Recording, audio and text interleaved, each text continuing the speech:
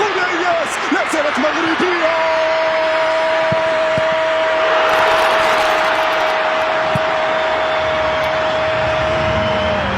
جول جول جول جول.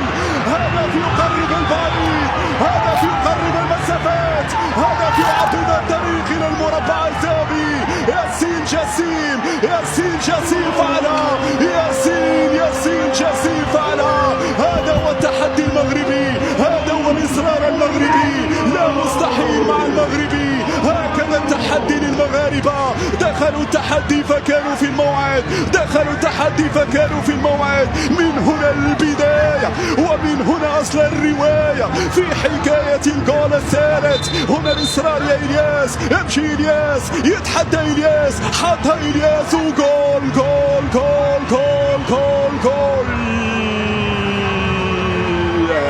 الثالث مغربي مشاهدينا الكرام، الثالث مغربي حتى في الجول، حتى في الشباك الأمريكية. إلياس ما هذا الإصرار؟ من أين لك هذا؟ هذا التحدي المغربي. هؤلاء شباب المغرب، هؤلاء مستقبل المنتخب الأول، يصنعون الفرجة ويصنعون الانتصار بعيدا عن لغة الانكسار. هنا في أرض تشيلي، أرض تشيلي في المونديال، يصنعون نعم الحدث، يصنعون الحدث. نعم هم قريبون من الانتصار.